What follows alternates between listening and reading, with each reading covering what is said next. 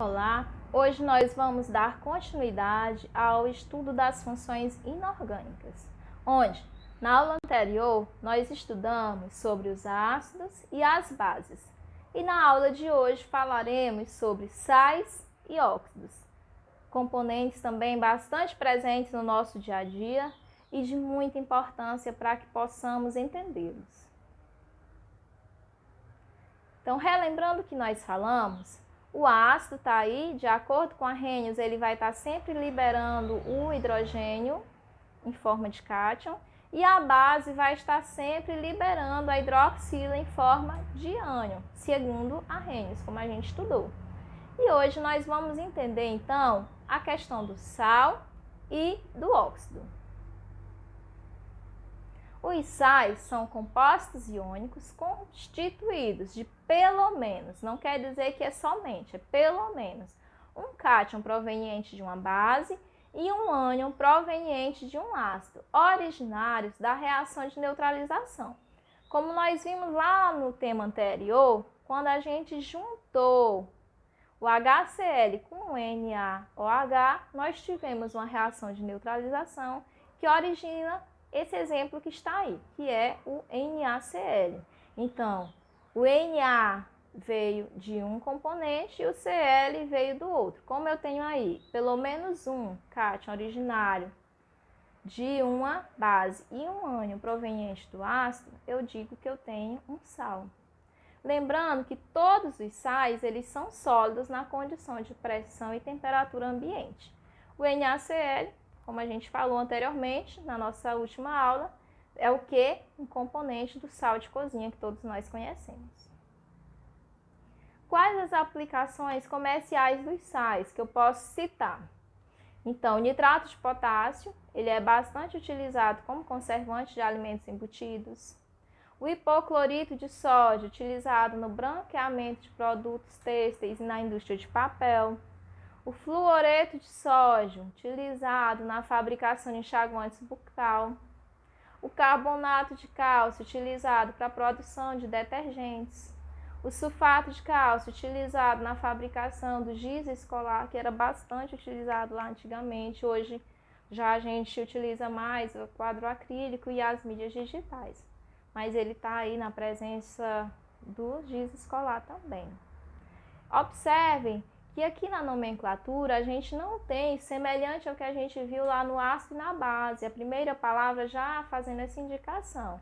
A gente tem o quê? O nome formado pela junção entre o cátion e o ânion, certo? Fluoreto de sódio, carbonato de cálcio, indicando a composição aí dos sais. E os sais, eles podem ter um caráter ácido e básico? É o seguinte, a gente tem que entender que a substância, para ela ser ácida ou básica, vai depender de qual a substância que ela está se relacionando. Por exemplo, a água, se não tiver nada dissolvido nela, ela é considerada neutra. Então, se eu pegar o NaHCO3 e dissolver na água, o que é que vai acontecer? A quantidade de íons hidroxila vão aumentar. E o íon hidroxila indica o quê? A base. Então, eu tenho aí um sal que é básico. Então, eu posso ter, sim, um caráter ácido básico, dependendo da situação.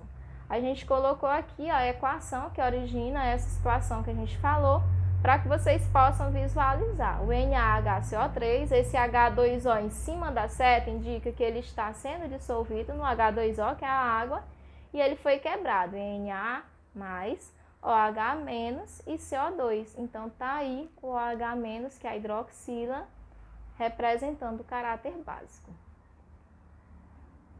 E os óxidos? Óxido, a gente lembra de quê? Oxigênio.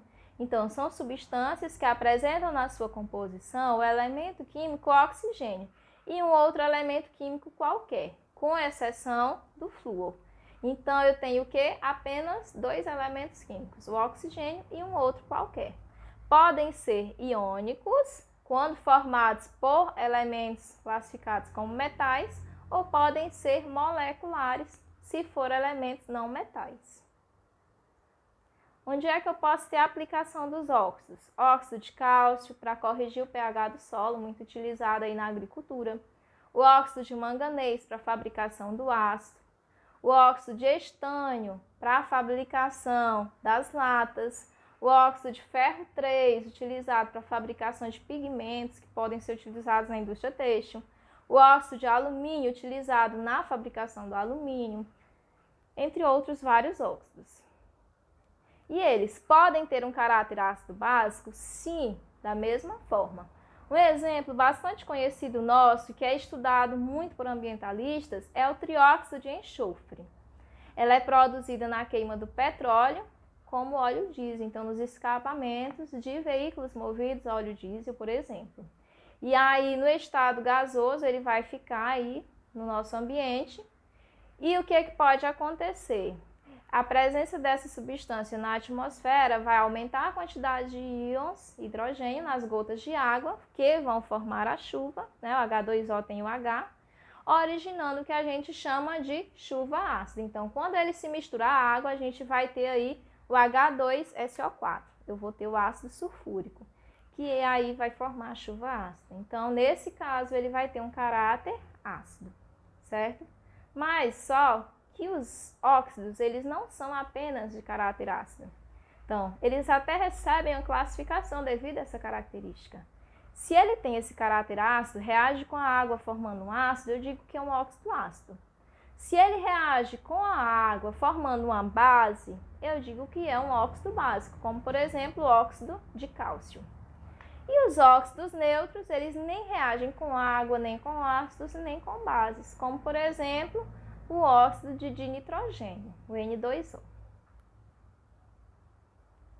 E aqui a gente encerra esse conteúdo de classificação das funções inorgânicas. Então, vamos estudar, pessoal, para fazer dar certo.